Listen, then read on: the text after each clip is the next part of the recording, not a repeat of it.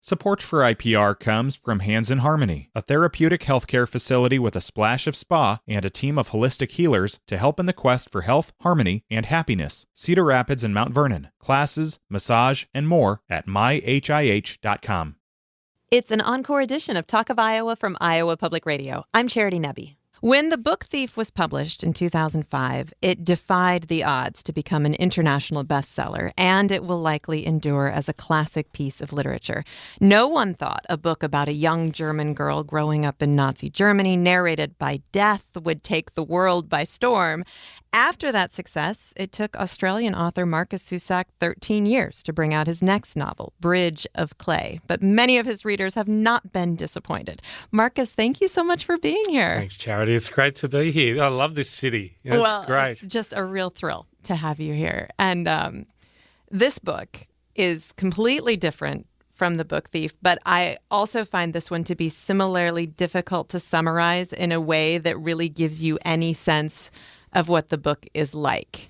So I'll try, but then we'll talk. I'm so glad it's you trying and not me. It's always the hardest thing to do. All right.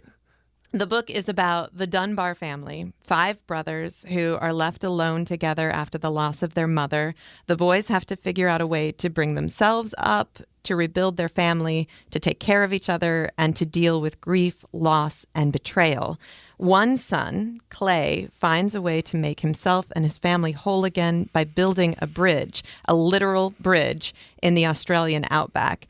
And so that makes it sound incredibly heartbreaking, which it is, but it's also funny, it's beautiful, it's inspiring, and I can't believe they even managed to put a blurb on the book jacket to try to describe what it's about. But Markus, you have said that the idea for this book actually came to you over 20 years ago. Yeah, I was 20 years old or thereabouts. I don't know. It's all getting a bit hazy now. But I was walking around the suburb where I grew up in Sydney, and I was sort of in that time where I'd been to school, I'd been to university, I was working part-time jobs, and I used to have this quite lonely existence, I think, but I liked that. And I was walking around this suburb, and I just saw this image of a boy building a bridge, and I knew immediately that he wanted to make the bridge beautiful and perfect, and his one attempt at greatness. And of course, the one thing you learn over the years is that the only way to achieve any kind of greatness is to realise that you can't be great, and then trying anyway. And that's what's great. And I think I sort of understood that in the idea. But the thing that I always find interesting is that every book needs a little bit of luck to get it over the line at various stages. And you need one that gets you just that little bit more interested in the idea that brings you to write it. In the case of The Book Thief, it was working with kids at a school, and I was just writing with them, and I got them to write about colours in the sky, and I wrote with them, and I realised I'd written about 3 deaths. And it was narrated, and they were narrated by death. How old were these children, Markus?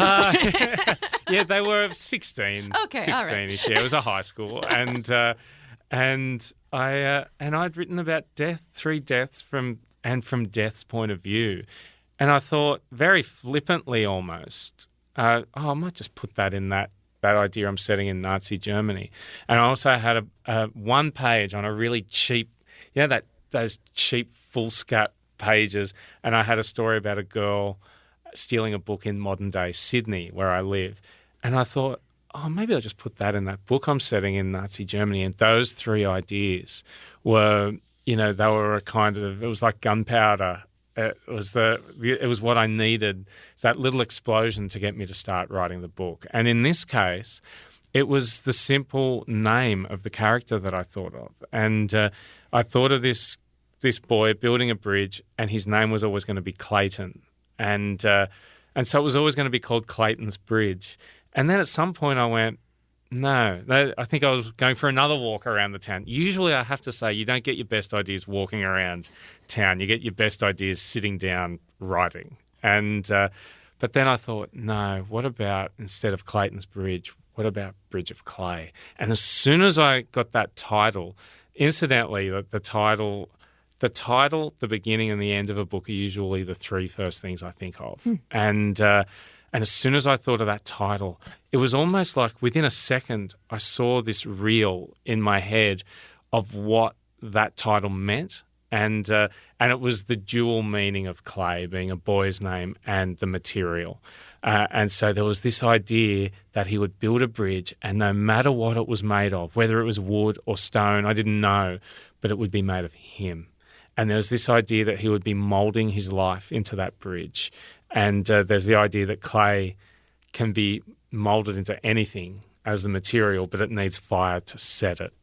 And I immediately saw the end, or what I thought would be the end of the book, which was the river would flood and he would want to transcend humanness just for a moment and be able to walk along top of the water. And it's a kind of miracle, but it's a man-made miracle or a human-made miracle. And that would he be able to walk across the water on top of the bridge? Would it survive the flood? And the big idea then, of course, was, but the sun is coming up. And so there's fire in the water, and that's the fire. And so would he be moulded with falling into the river, or with the triumph of the bridge surviving?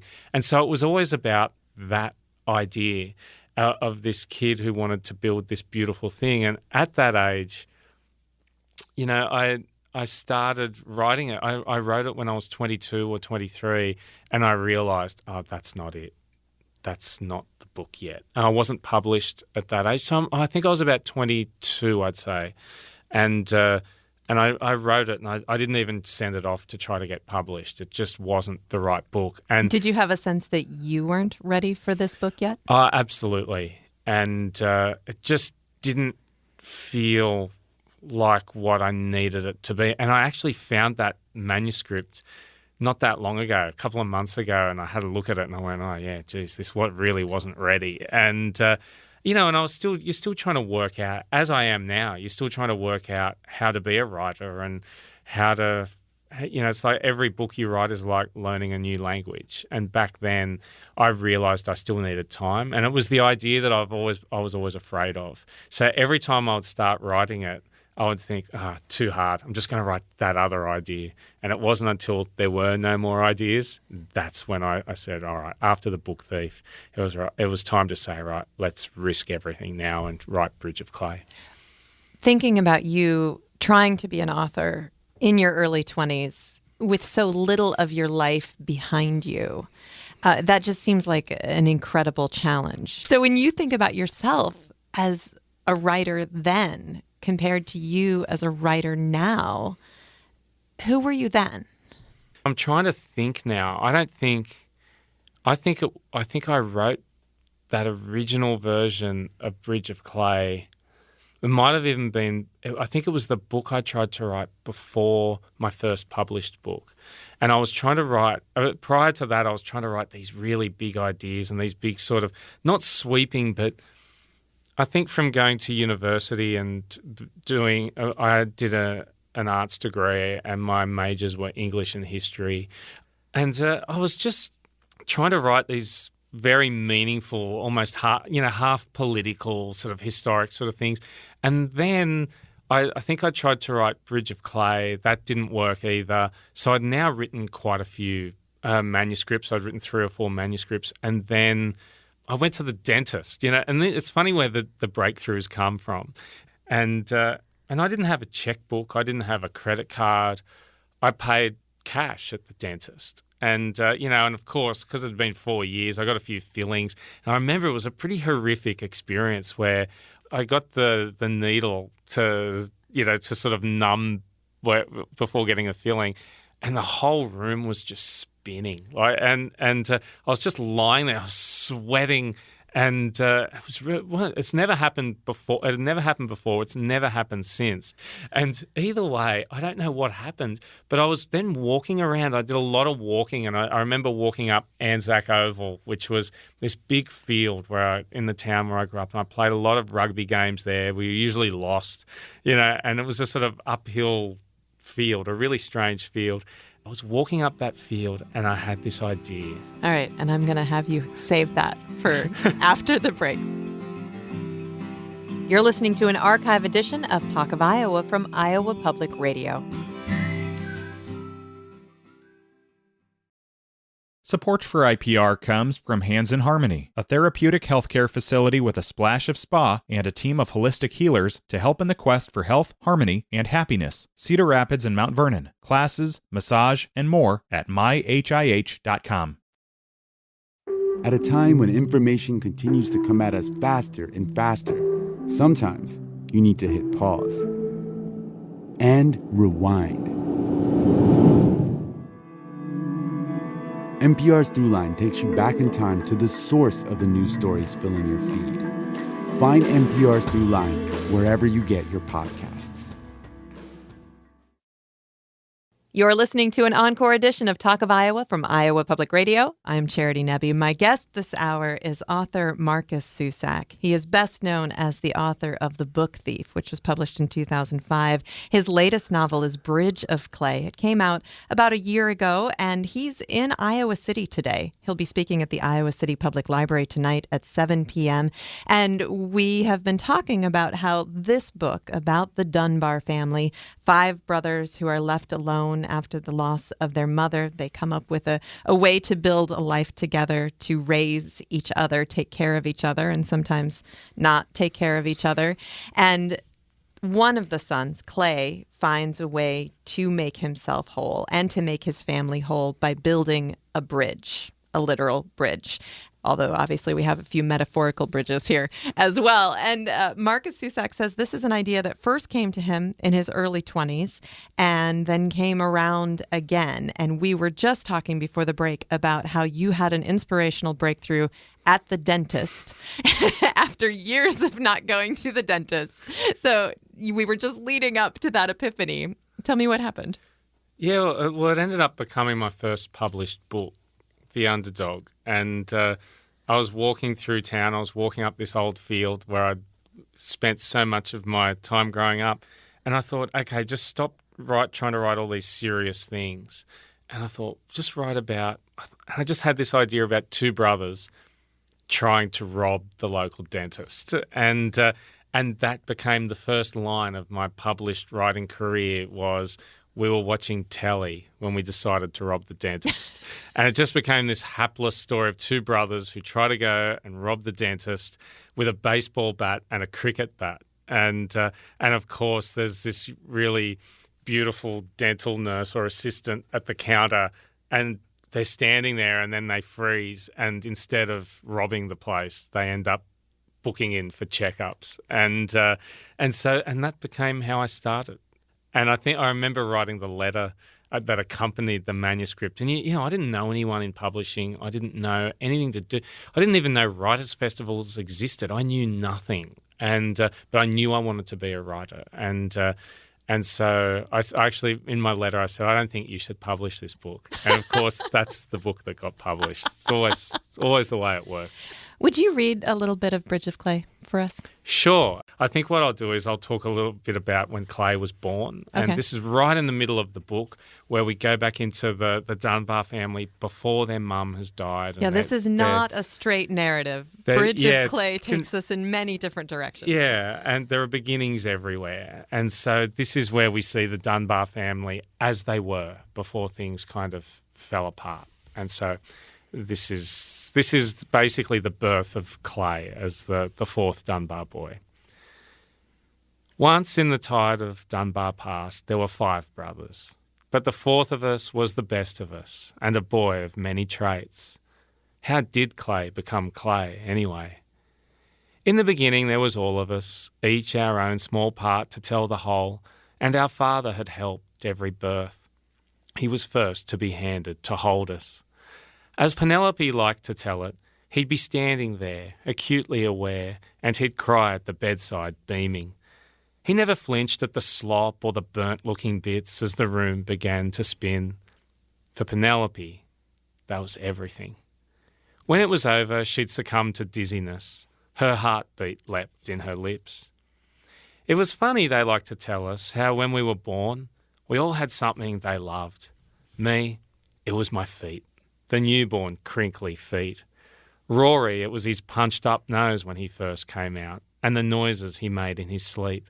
Something like a world title fight, but at least they knew he was alive. Henry had ears like paper. Tommy was always sneezing. And of course, there was Clay between us, the boy who came out smiling. As the story went, when Penny was in labour with Clay, they left Henry, Rory and me with Mrs. Chilman next door. On the drive to the hospital, they nearly pulled over. Clay was coming quickly. As Penny would later tell him, the world had wanted him badly. But what she didn't do was ask why. Was it to hurt, to humiliate, or to love and make great? Even now it's hard to decide. It was morning, summer and humid, and when they made it to the maternity ward, Penny was shouting, still walking, and his head was starting to crown. He was very nearly torn rather than born, as if the air had reefed him out. It's funny reading that because those descriptions of when the boys were born, the first two especially, were pretty much the descriptions of my kids when they were born. And so you fuse all of these things into your writing and they just appear. And you don't know that you're going to use it, but then you do. I'm talking with Markus Zusak. He is the author most recently of Bridge of Clay. And Penny, the mother in this story, makes a little appearance, giving birth in that bit of the story. And she is a refugee who moves to Australia. And as I mentioned, this is not a straight narrative. So we learn her story and her history throughout the book, through flashbacks and stories that she has shared with her children, specifically with Clay. You are a child of immigrants. I believe your mother was from Germany and your father from Austria, but they were not the immigrants that inspired Penelope, right? No, and it's funny. There's a lot of talk with this book, or whatever talk there is often about the five brothers living together, and I think there was a point of, people were talking a lot about masculinity and toxic masculinity and all this sort of thing, but the real heart of the book is Penelope, really, and the admiration these boys have for her. I mean, they worship her, and so they should. She's this woman who's bringing up five sons, and of course, and her husband, Michael, who is from a country town in Australia, they sort of make this really great team. And but the idea for Penelope, it came from all sorts of different ways, and I think that's when you know that a book is starting to come together, is that there's more than one reason for things. And the first was just that I realised all the characters had nicknames. And like Clay is the smiler, Matthew was the responsible one, Rory, the second oldest brother, he's the human ball and chain, and so on. And then I thought of a nickname for Penelope, which was the mistake maker. And that's because she used to make a lot of mistakes when she was learning the piano.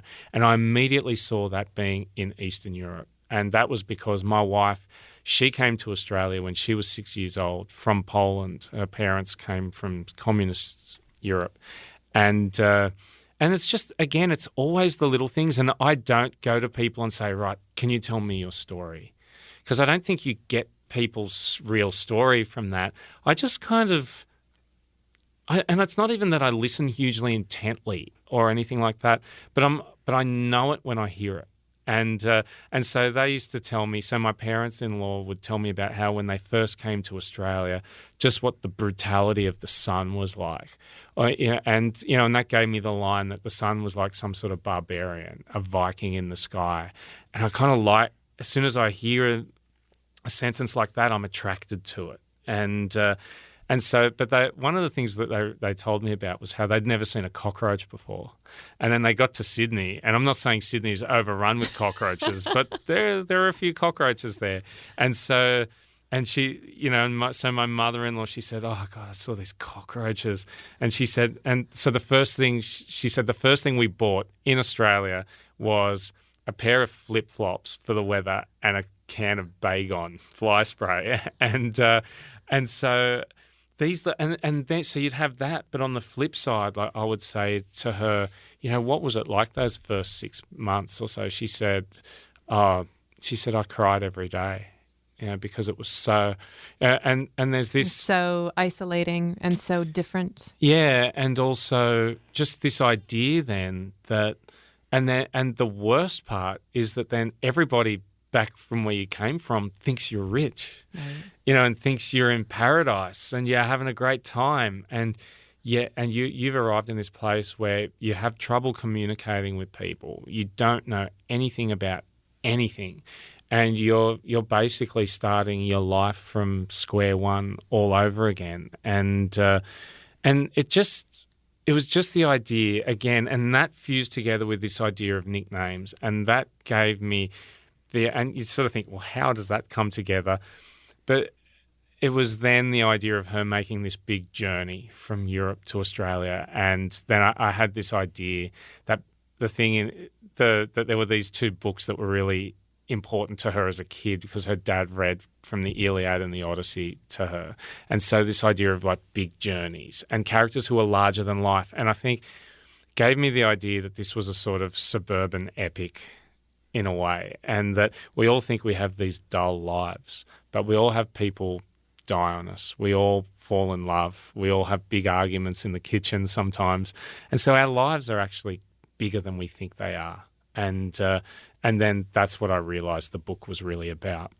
Those books, the Iliad and the Odyssey, were incredibly powerful touchstones for her. It was something she shared with her father, but she also then shared it with her sons as well. She would read aloud from those books. And there's this beautiful moment. It's one of my favorite moments in the book where Tommy, the youngest, asks, "Who's Rosie?" Yeah. Because anybody who's read the Odyssey, the Rosie, rose-fingered dawn, yeah. And he thinks that Rosie is a character in the book, demonstrating he completely doesn't understand anything about what's going on. But it's also just this really beautiful, touching moment as well. Yeah, and of course, Matthew, as the eldest, his response is, "It's the sky, stupid." and then, of course, they have these 5 animals. And one of the animals is a border collie, and that border collie ends up being called Rosie. And and the goldfish is called Agamemnon. They have a mule, which is called Achilles. And it was one of those things that I had to. It's one of those things that you have to build believability into because they live in a suburb in the city, and who has a mule in a big city? And but it reminded me, it's always again the little things and the little details. In a place where I lived in Sydney, not far from where I grew up, there was a little paddock, and there were 2 horses there. And on the barbed wire fence, there was a sign, and it said, "Anyone caught feeding these horses will be prosecuted." But the beauty of it was that anyone was spelt wrong. It was spelt Enyone, but prosecuted was spelt correctly. and I loved that detail.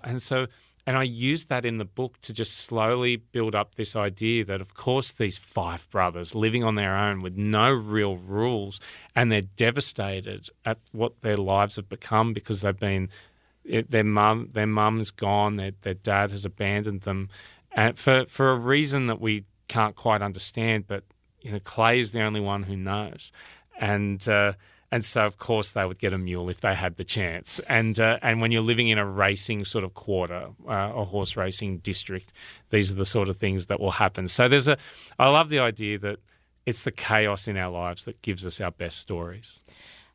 The animals in the book play really interesting roles in the family. And it made me wonder, and you're not going to have time to answer this question before we go to a break, but are you an animal guy? Are you a pet lover? Oh, absolutely.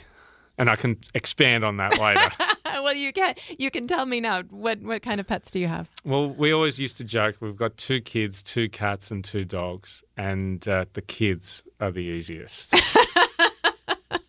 Well, the cat in the book is a particularly enjoyable character, and I love the fact that they all talk about how he's the worst, but he's clearly just the best. There are quite a few different love stories, I guess, in the book. There's Penelope and Michael, and there's Clay and his best friend Carey.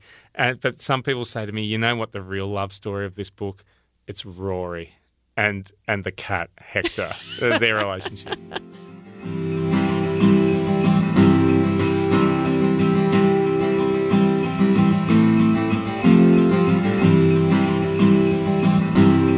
I'm Charity Nebbe. We're going to take a short break, and we'll be back to the conversation in a moment. You're listening to an archive edition of Talk of Iowa from Iowa Public Radio.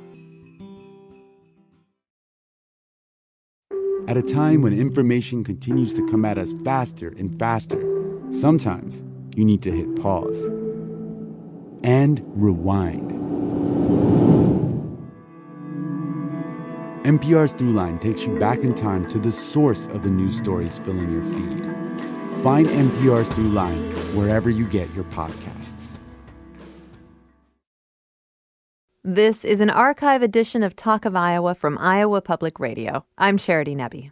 My guest today is Markus Zusak. He's the author most recently of Bridge of Clay. He's also best known as the author of The Book Thief, which was published back in 2005.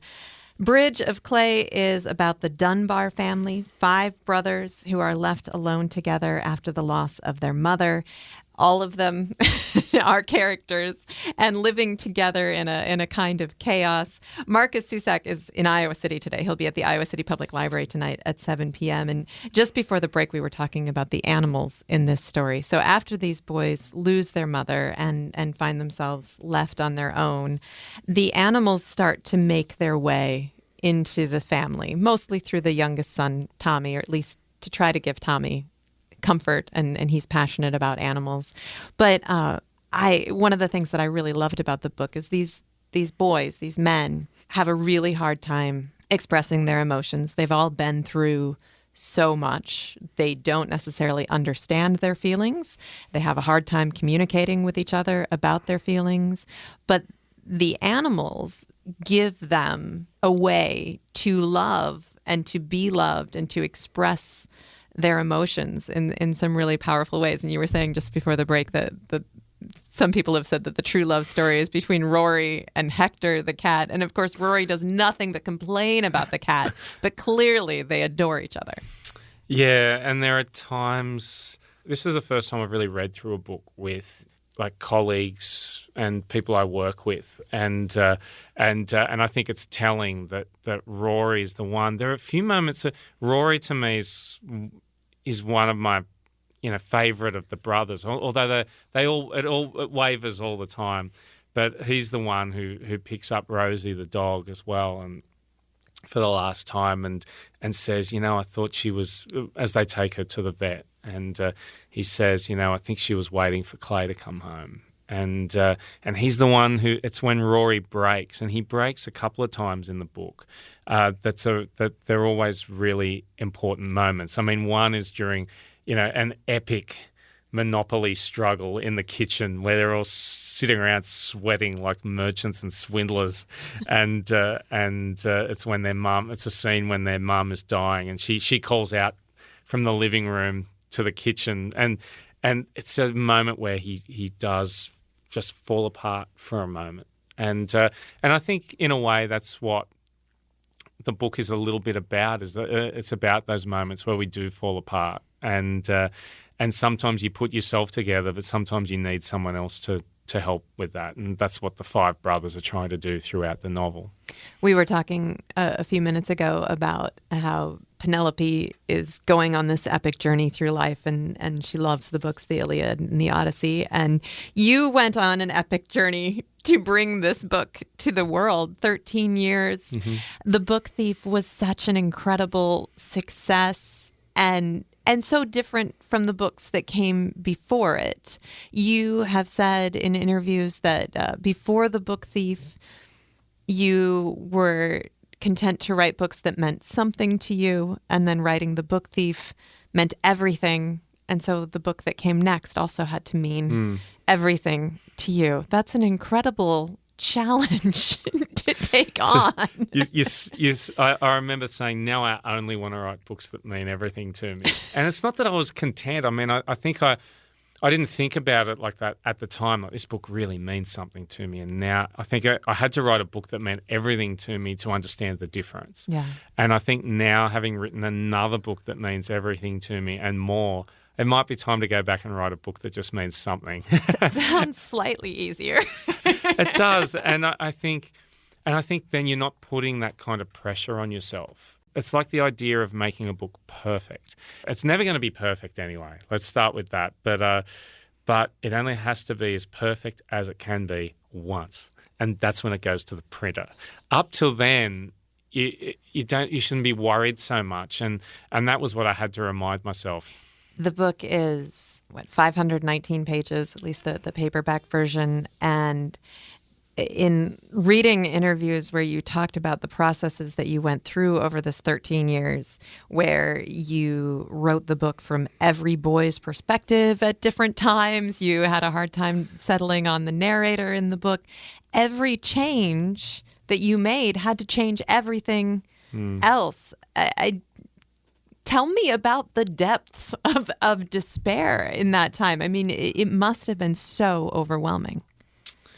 Yeah, there were times where I had to say to people that I really hold obviously dear, and I had to say, and it seems ridiculous. I mean, you're in your late 30s or early 40s. You know, some people haven't even started to write a novel then. But I had to say to these people, we may just have to face the fact that I can't write another book and that I'm washed up. And everyone, of course, would be really kind and would say, no, don't be silly, you know, you can start something. The idea of writing something new, like something different after you've just spent 10 years going as deeply as you can into try to get like to the depths of what you can do and what your capabilities are to get something done. The idea of starting something new is inconceivable. And I have this weird optimism though as well. And that's the other side of it. Like, so don't ever think, you know, and I don't want people to get the idea that I was going around and that I was really depressed. And I think it was one of those things that showed me that I'm not prone to depression. But even then I still had to be able to say, look, I've got a great life. I've got, I've got these great kids and dogs and cats and you know, and my wife's fantastic, and you know, and I can go surfing when I want to go surfing. You know, it was a bit like, well, okay, life is actually really, really great. You just can't get this book right, and it's not the end of the world, but you will be able. There's always this part of me that knows that one day I'm going to wake up and I'm going to find that thing that I'm searching for. And I guess that's what I describe as sort of, it's the language under the language of the book, which is how the book feels. And then, you know, finally then when I was forced to quit the book by my wife, she said, that's it. You need a break. Write this anymore. You need a break. Yeah. And it's the old cliche. She only waited a decade to say that to you. I know, talk about patience. And she got me to quit, and it was the old cliche that you don't know what you've got until it's taken away from you. And then we got together after 6 weeks. I said, I think I'm ready again. And so we took the book away for a long weekend. But it really, in a day and a half, I read through what I had, and we realised I'd written 85% of the book and I'd done 97% of the work. So it was sort of like, come on, just pull yourself together and get this done. And within the next sort of 4 months or so, the book was finished. There's so much struggle in this book between the brothers, the internal struggle, the grief, the just so many things are happening. And you feel as a reader a little bit bruised in reading the book. I'm not saying that in a bad way, but you go on this journey with the Dunbar boys and with Penelope and with Michael, and it's hard. Yeah. And did you feel battered and bruised when you got done writing it? I was for probably most of it. And but I think what I've realised at the moment talking about this book is, like, slowly I'm coming to terms with the idea that every book is its own life. And like I said, it's like learning a new language. And I think I think you often end up spending the first couple of years after you've published a book apologising for it. And even with The Book Thief. Maybe just you. Yeah, it was... for even The Book Thief, I'd sort of say to people, just hang in there at the beginning. You know, the beginning might seem a bit strange and so on. And then finally you let go of that. And I think at some point I'll let go of apologising for Bridge of Clay, because I'm sort of maybe what I should be saying is I should be calling readers to arms in a way and saying, all right, toughen up a little bit, because, okay, this book is not going to give you everything straight away. We live in a world where everything is given to you straight away. I've been living in sort of airports for the last week, or seeing people in it, and everyone's looking down at their phone, getting things instantly. But the novel is like the last frontier, where you don't get to know everything straight away, and God, you're rewarded for it. And I'm not just saying in Bridge of Clay, but in all novels. And so maybe what I want to say is, maybe the best thing to do is to say, you know what, I'm giving up on apologising to everyone that this book takes a little bit of work. It's not a book for weaklings. It's a book for people who have the fortitude to read a novel the way novels were originally meant to be read, and that is that you're given a clue on page. So when Clay leaves to build the bridge with their estranged dad, he takes a memento from everybody. And there are little things like he takes a pigeon feather from Telemachus, the pigeon, and the language is sort of says that he snaps at the feather, and every editor who read it went, "Oh my God, I thought he killed the pigeon." And I said, it's just a little clue to say about Clay, you don't know what I'm capable of. And but more than that, he takes the iron from the Monopoly box and of the board game, and you don't find out until 300 pages later why he took the Monopoly iron. There's a little bit of me that's kind of proud of that you don't find, but if you hang in there, and it's one of those moments that I mentioned earlier, and I talked about the sweating game of Monopoly in the kitchen where Rory breaks, and that's his symbol of Rory, and it's not giving away that moment really, but it's an important moment in the book, and I feel like we fight for certain things in our lives, and so I think that's why it's worth fighting for in a novel as well, I think. You read the audio version of this book, and I don't know if you've done that before. You didn't do that for The Book Thief. Was this your first time? It was, and again, it's one of those things you can be so put off by one negative comment or something, and I remember reading someone saying something negative about it, and it was like when The Book Thief came out.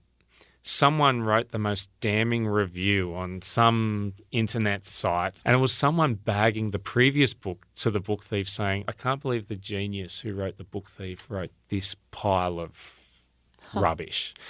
And for that reason, I didn't let I Am the Messenger be published in England, for example, for the next 5 or 6 years, because I was waiting for the press of England to jump because they're notoriously tough media, right. And I thought they'd just jump all over it. And I just thought, just because some fool who gets to hide behind a computer keyboard writes something like that, and so what most people have said about the reading has, I think, especially when you get towards the end of the book, is that you can see what the book means to me, or you can hear what the book means to me.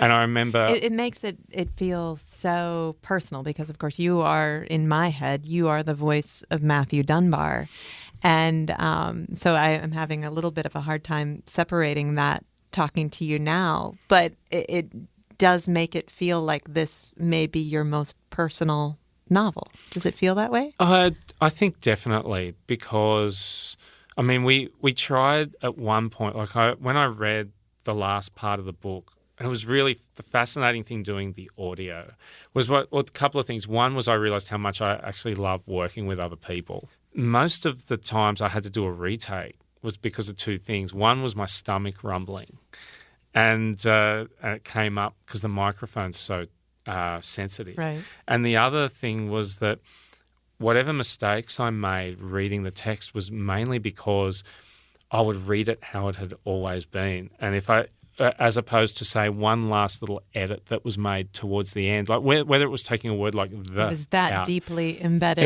in your brain. It was like you could almost recite 519 pages. I pretty much could. And I was a machine. I worked so hard on all of the edits and everything that I knew that book back to front. And when we tried to do one retake or a drop-in, as it's called, there was a problem, and they did that one the next day. And towards the end, when we listened to it, and there weren't any mistakes because I just read and it was I was so focused. And then when we tried to do one drop in at the end, and they just afterwards, and they said, "There's no way. There is no way that you can get to that level of intensity and emotion again." And so we just left it. Well, it's a beautiful book, and it's a beautiful reading. Thank you for struggling to bring this into the world for 13 years. Markus Zusak, thank you so much for being here today. Charity, thank you. It was such a pleasure. Markus Zusak, he is the author most recently of Bridge of Clay. This is Talk of Iowa from Iowa Public Radio. I'm Charity Nebbe.